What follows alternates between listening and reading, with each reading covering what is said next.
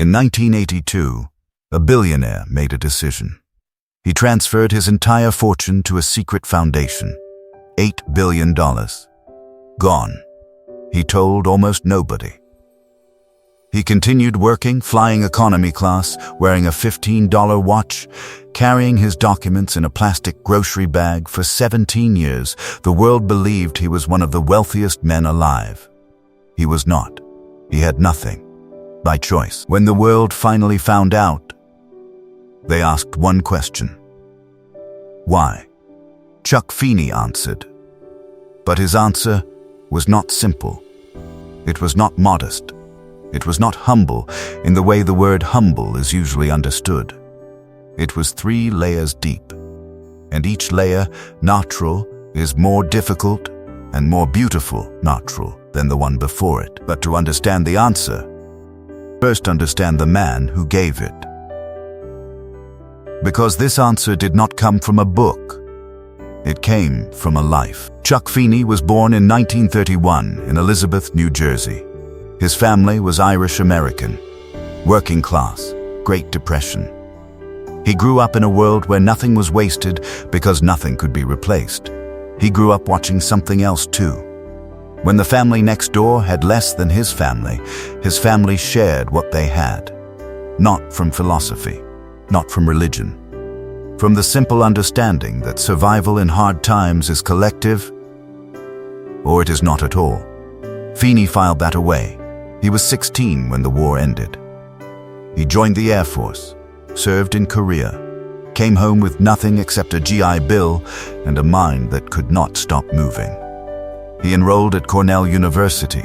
He had almost no money. So he sold sandwiches to other students to eat. He sold beer.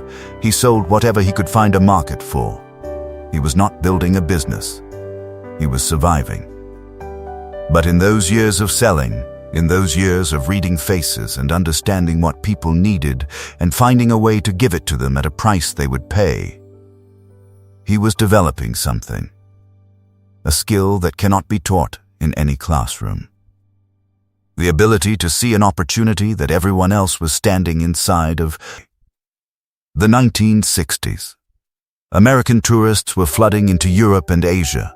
They were buying watches, perfume, alcohol, luxury goods, paying full retail price, plus taxes, plus import duties, paying everything. Feeney asked one question. What if they didn't have to? He co-founded Duty-Free Shoppers with a partner named Robert Miller. The idea was almost embarrassingly simple in hindsight. Sell luxury goods to international travelers at duty-free prices. In airports, on cruise ships, in transit zones. Below what any store in any city in the world could match. It had never been done at scale. Feeney did it at scale. DFs became the dominant luxury retail operation for international travelers across the world. Hawaii was the crown. Every traveler between America and Asia transited Hawaii. Every one of them walked through a DF store. The money that came from that single concession was almost impossible to count. By the early 1980s, Feeney's share of the company was worth billions. He had come from selling sandwiches to survive at Cornell. He had arrived at a personal fortune that placed him among the wealthiest human beings alive. He had earned it, every dollar, with his mind, with his eyes, with 30 years of relentless work. And then, in 1982, he sat down and thought about what money actually was, and what he concluded changed everything.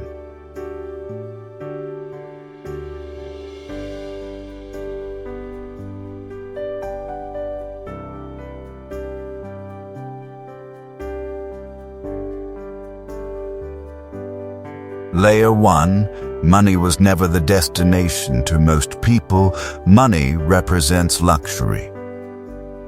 Comfort, status, power, but to Chuck Feeney, money was something else entirely. He saw it as a force, a tool, a multiplier. He understood a simple truth. Money concentrated in the hands of one person can solve only one person's problems, but the same money distributed among thousands can multiply its effect far beyond its original value. One scholarship creates doctors. One hospital saves generations. One university produces countless innovators. One research center changes the future. In his mind, wealth wasn't something to possess. It was something to circulate, like blood in the human body. When blood flows, the body lives. When it becomes blocked, the body suffers. Perhaps money works the same way. And so, instead of measuring wealth by how much he owned, Chuck Feeney measured it by how much impact it created. He wasn't reducing his fortune. He was multiplying its effect. But this was only the first layer. Because there was something even more fascinating hidden beneath. Layer 2. The price of recognition. Most people believe charity ends when money is given. But perhaps that isn't entirely true. Because sometimes the reward simply changes its shape. Imagine donating millions of dollars and then placing your name on every building, giving interviews, receiving awards, being celebrated as a great man. At first glance, it appears selfless. But Chuck Feeney understood something subtle. The moment a person receives fame, praise, or admiration, he has already taken something back. Not in money, but in recognition, in ego, in the pleasure of being seen. And perhaps that becomes the price of the good deed. He refused to pay himself with applause. He refused to turn generosity into a transaction. Because if charity becomes a way of feeding the ego, then somewhere, silently, the purity of the act begins to fade. That is why he remained anonymous. Not because he hated attention, but because he wanted the act itself to remain untouched. He wanted no statues, no headlines, no monuments, because the satisfaction that comes from doing good quietly may be deeper than the satisfaction that comes from being known for it. But even this wasn't the deepest layer. There was something beyond fame, beyond recognition, even beyond peace of mind. Layer 3. The point beyond everything history has witnessed certain individuals who reached a place that is difficult to describe. A place where ordinary ambitions begin to lose their meaning.